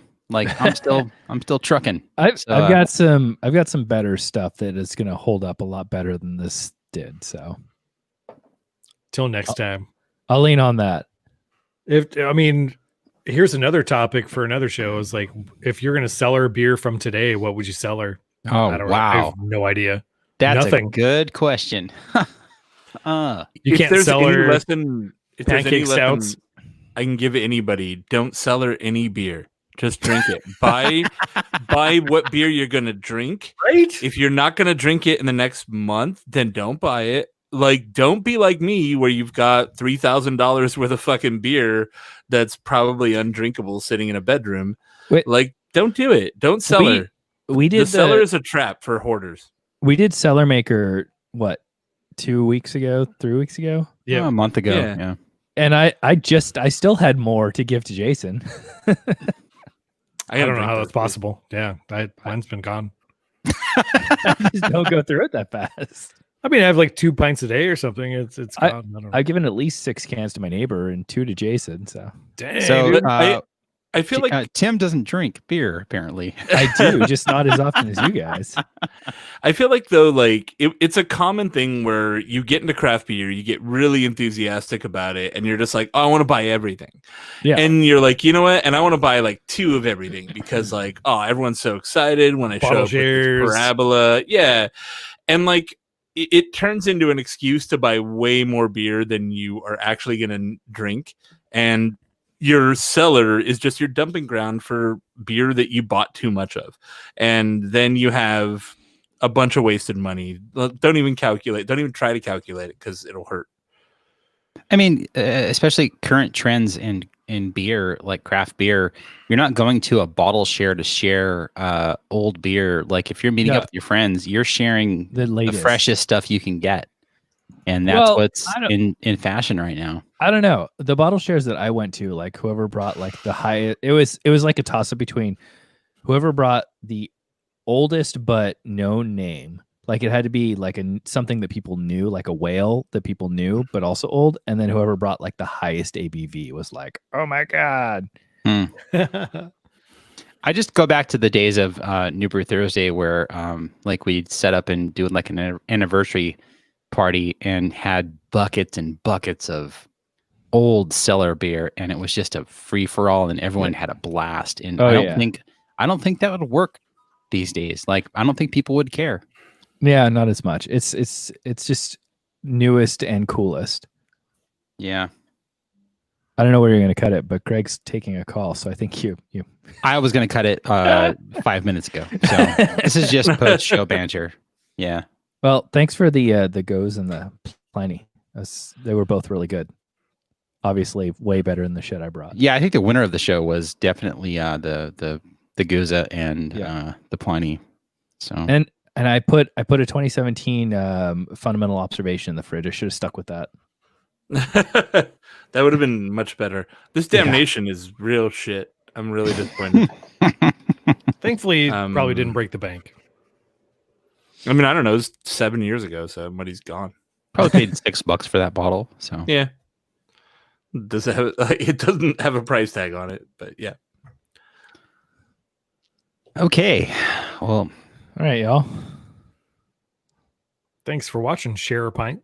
Yeah, if you guys are still watching the show, thanks for hanging out. And this was a weird show because I was totally unorganized, distracted by Animal Crossing and you were turnips. too busy buying turnips to follow your own setup. I did make 1 million bells, so oh shit! There's How that. many? Can you buy some more Pliny with that?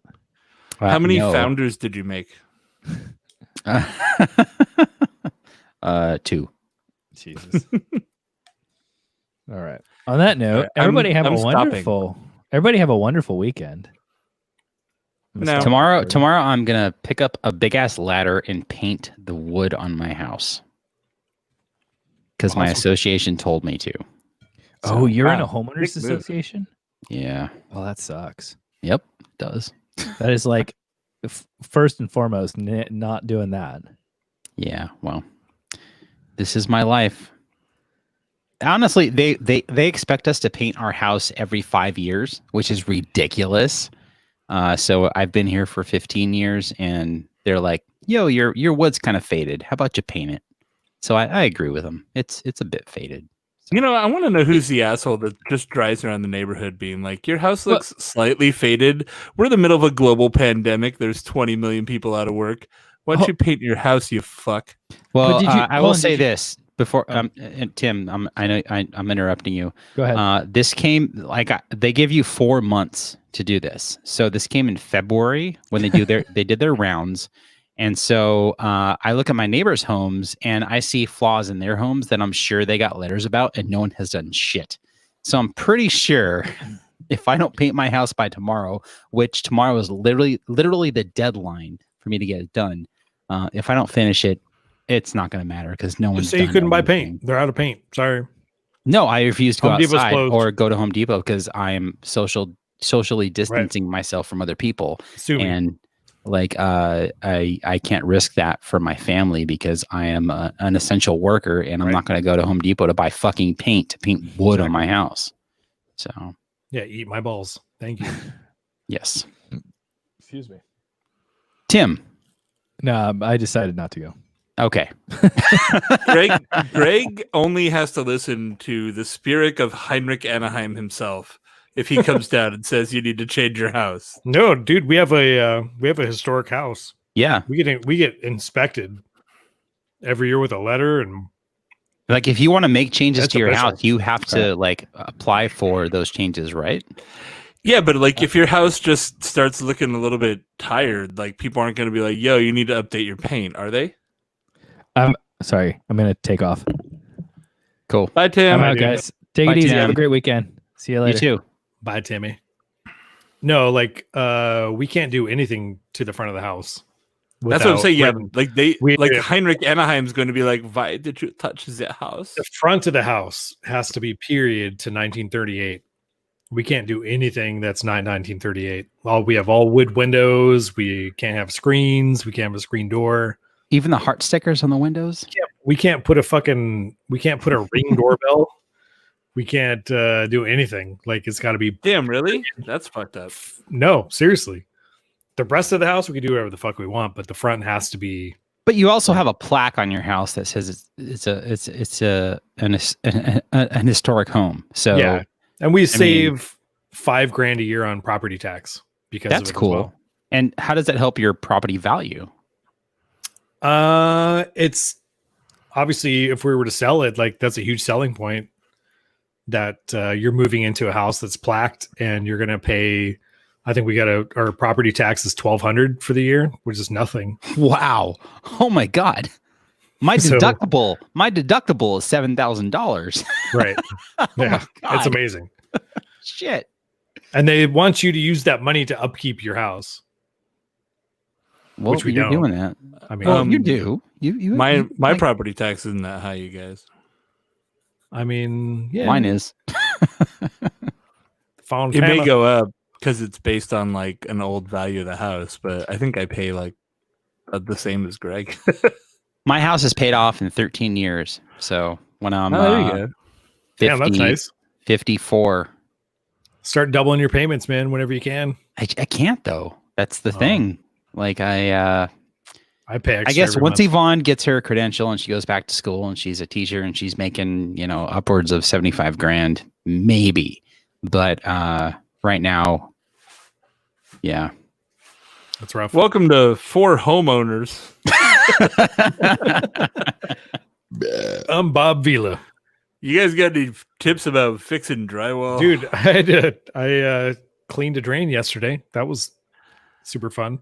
Greg, How? do you have an With what? old-timey house? Do you have drywall a, or do you have like plaster? No, it's drywalled inside through Okay. most of it. Yeah. And we I have think Greg's house is probably a mixture of drywall and lath and plaster. certain rooms are old. Yeah, for sure. Like the closets and stuff like that have not been touched. It's all the original shit. The bathroom is all the original tile. All the built-ins are original wood. If you go up into the attic, it's like actual 2x4s that are 2 inches by 4 inches, not 1 3/8 by whatever they are these days. Yeah, super cool. There was animals running around my attic last night. That was scary. That's not good. I'm gonna go bust them out. So yeah, I learned a lot about Scott Windsor's band here, Umbrellas. That's Play a song, man. Can we play on the stream? Play a song. It won't get tagged. It's the militia group. Oh, Definitely. we're linked to YouTube though, right? We are, but it doesn't matter. I don't care. Yeah, it's gonna go to his record label or something. Let me. If they let's copyright. see. Can I share my share screen? All right. Share screen, share audio with it. There's a checkbox. I think there's YouTube videos too. I just posted one in our private chat. I can turn my fan on. We're not recording anymore. No, we're hanging out. No, now it's locking up. Nope, never mind. Oh shit. Shit.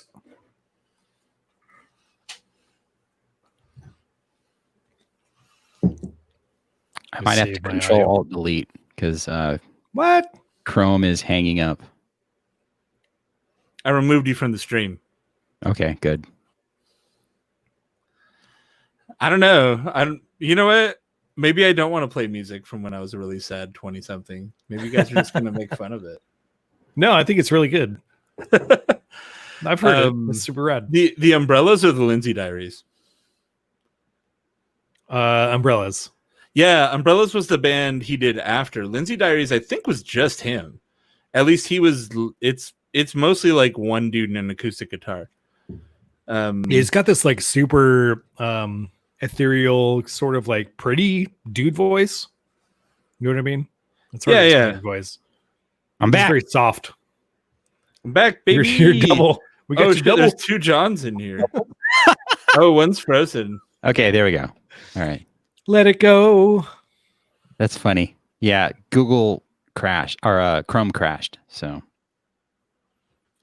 but I have a still Chrome crashed on my TV. Speech. So if you want to play the song, go for it, Jason, because I'm not going to do it. You know what? I'm doing it. Fuck it.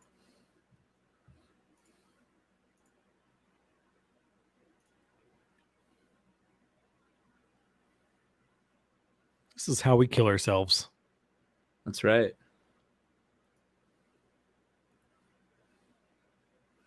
Is audio working? Can't hear No, it. I don't think No. you shared audio. What's that? I don't think you Cannot- shared audio. Yeah, I can't hear it. Oh, you're right. I think I gotta share the whole monitor? Question mark. Yeah, the whole monitor with and check the audio box. Yeah.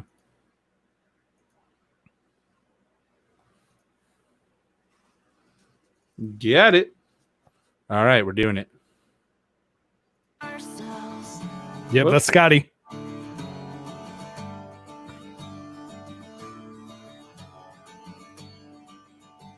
We all have our simple ways of killing ourselves. That's him singing? Yeah. Worse, denying it all by covering it up. You were never the best at smiling. So stay up all night Wow. just to say you are tired. To say you are tired. Just to say you are tired. I think I'll stay in tonight. I can't help to think these thoughts of home. I miss the chairs at the coffee shop, doing nothing for 5 minutes and talking for hours. Conversation never ran dry. And talking for hours. And talking for hours.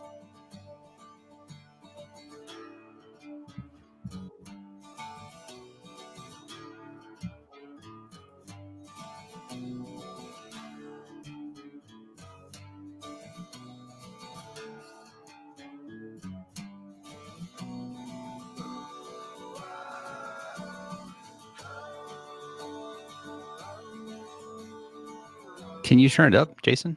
Talking for hours and just talking.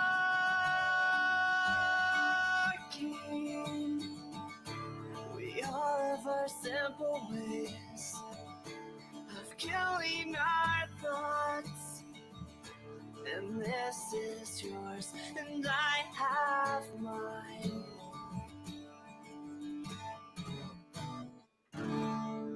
That's really fucking good. Isn't that good? Oh my god. It sounds like it's like when you talk to Scott Windsor, that sounds like Chipmunk version of Scott Windsor a little bit. His voice Well, is he's like, singing. Like he's you singing, sound but different it's- when you sing, you know? but I can totally Uh, picture him singing it. Like, I don't know. Super Yeah, that's There were like 5 years of my life where that was some of the most important music that existed. Like, no Well, joke. get his- Scott get his Winter. autograph. I'm so excited about it. Yeah, like it so blew my mind. I messaged my brother. I was like, dude, turns out this guy I know is the dude from Lindsay Diaries, and he said, tell him I love him. that makes me so cool. happy. Yeah, I was just like, holy shit, dude. And Scott That is Windsor's awesome. the coolest motherfucker, man. And I'm pretty sure, like, from what I can tell, the Lindsay Diaries is like mostly a one dude band. It's mostly just acoustic guitar and singing. It's like the Mountain Goats. Yeah, a softer version. Yeah, I can see that with less like weird literary shit. But I feel bad for not doing proper research about like Illuminaire being an album and not a band, and like totally fucking that up. I think it'll work out fine for the show because you guys corrected me and we worked it out. But I talked we to ended him. up at a good place. I feel like if we hadn't had the extra focus, I wouldn't have looked it up, and then I wouldn't have found out the thing. So it worked out. Okay, that makes me feel better then. Good. And that's 'Cause I was like- honestly the thing I love about podcasts is when people do make mistakes and they learn from it. Like, not everybody's an expert. And Well, it's just like when you listen, like the appeal of the Howard Stern show is all of the outside stuff that happens in the studio Mhm. where you hear things that you normally wouldn't hear on a regular radio show. And the Yeah. same thing applies for podcasts. it's Like, organic. you can have highly scripted podcasts, but when you hear that one fuck up, it's interesting. And that's what I did. That's acceptable. Don't worry about it. I'm not worried about it. Like, I feel better because you guys accept it. So that's cool. I just have to make it work in the edit, and that's easy for me. So it's really cool that I had no idea Scott Windsor was like so important to so many people as far as music goes. And now he's like an owner of 2 homebrew shops, and he's just like this awesome, down to earth, nice person. And We're gonna find out. The ultimate kicker here is Scott Windsor turns out huge fan of Better Luck Next Time. Wouldn't that be awesome? I first interviewed him when I'll never forget this, because it was like, hey, how's it going? I first met him and interviewing him for an article for Orange Coast back in the day. And I was like, so where'd you come from? He's like, Oklahoma. I'm like, but you're in Costa Mesa now. Like, that's kind of a far thing, like going from Oklahoma to Costa Mesa. He's like, well, we're from here.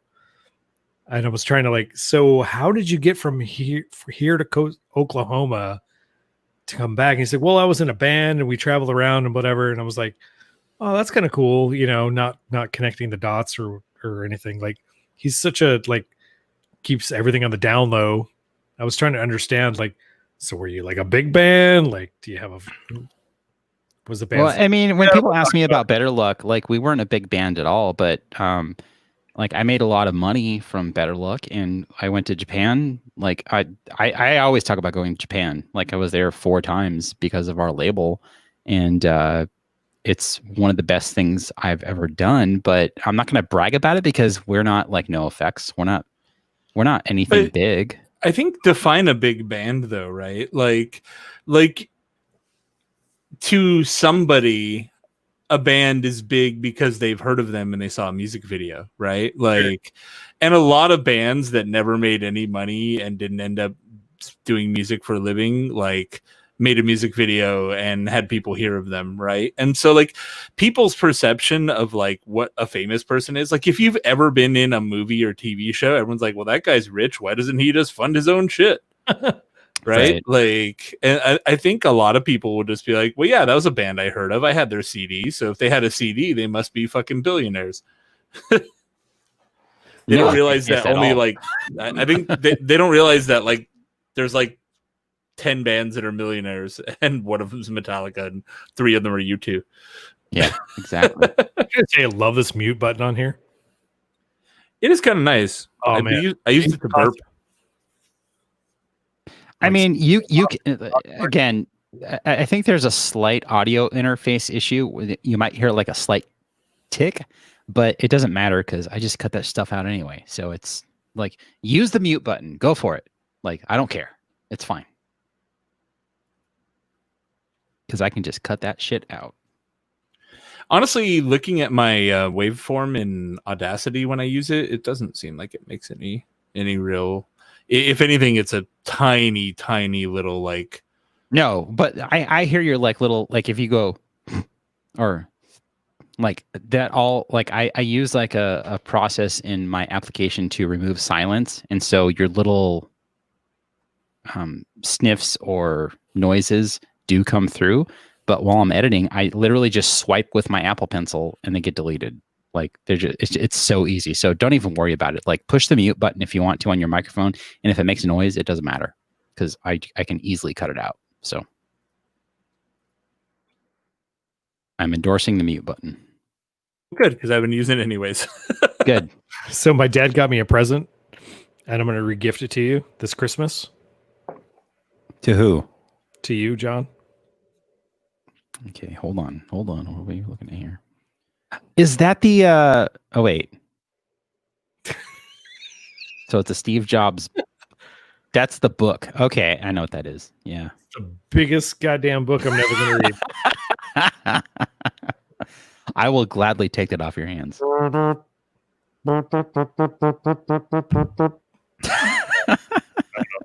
Thanks, Dad. He gets me weird books all the time.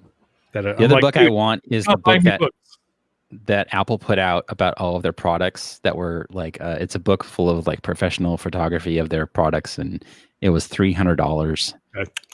And I don't want to pay for that book, but I want to own it because it's great. You're gonna jerk it to Apple products. Like I do. You're gonna hang brain over your watch. Dude, every Apple Watch. The Apple Watch changed my fucking life. I will Hanging never brain over it. not buy the new Apple Watch. That's You know what that's hanging real. brain is, right? Yes. Okay. It's dangling your balls. Or you can stretch your dick across it and ask somebody what time it is. It's not that big. Okay. Sorry, dude.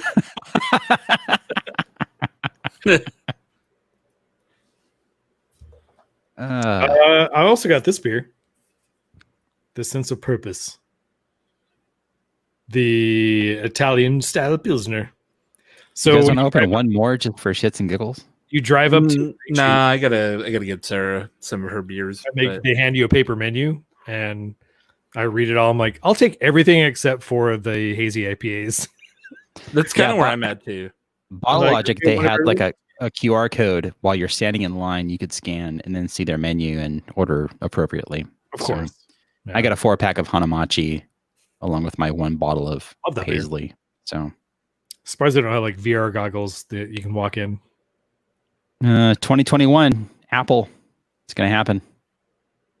Yeah, they just bought a VR company, right? $7,000. Yeah.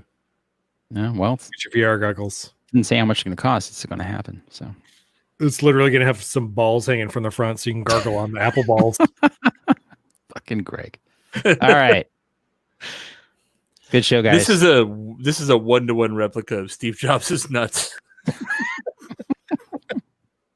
and the glasses you wear look like his. Dude, like, I'm so enjoying. I didn't think I would enjoy my Oculus Quest this much, but for $500, this is the most fun I've had. Video games and web browsing, super worth it. Dude, Half-Life Alex is amazing. See, there's one good VR thing. Maybe if there's a second or third one, I'll buy it. Dude, there's I bought a golf thing, so I did a golf thing last night that was super rad. There's Google Earth, which is amazing on it. Being able to control the globe like in your hands is crazy. I have the Oculus Go, and it's Foreman fine, there, it's amazing. but I don't have that. It's only like it's what is it? You don't have that Z axis. Like you have the X and Y, but there's no like moving, and you have one controller that lets you. It's basically a mouse. It's a pointer. Okay. And like you sideload games. Can you sideload? Maybe, I don't know, but like Is that it's not. I wish I would have waited to get the Quest. It sucks that I bought that, and I paid $300 for that, and the Quest I think starts at $400. So Yeah, you can get the 64 gig for $300. yeah, so it's kind of a bummer, but I enjoy the fuck out of it though. It's amazing. have you guys seen the new? Well, this would interest Greg, I think, more than Jason, but the ZV-1 from Sony camera. What's up? It's a camera. It's made for basically vloggers. It's basically a camera. It's a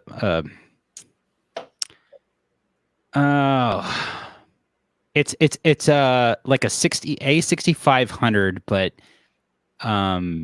Single vessel. whittled down to just having awesome video specs for vloggers. Yeah. And it's exactly what I want. And it's also a great point and shoot camera. Mhm. And it starts at $750, I think. Dude, Sony cameras, man. So solid. Yeah. And my tax return, oh my God. I want to buy a new fucking iPad, and that camera came out, and now I want to buy that camera, and you can use it as a webcam. Like, oh. The camera, I think, has more resale value than like Sony cameras. Like if you were to resell it, like still my 6500 I could sell for $1,000, like easily. It's pretty amazing. Anyway, yeah. Check out videos for the ZV-1. It's a really good camera. Are you British? All of a sudden. Z. I said Z and Z. So You sound like you're from London. honestly, Z is better for Z than Z. Sometimes that is better. Zed's dead, baby. The French. The French. Oh man, I have that on my on my Stream Deck. Do you? Yeah. All right, I gotta go. I gotta go eat the rest of that slice and pint pizza. They're like Yeah, thin New Yorkie pizzas. They're good. Let's end this. So, All right, peoples. all right. Later, everyone. Bye. Cheese, bro.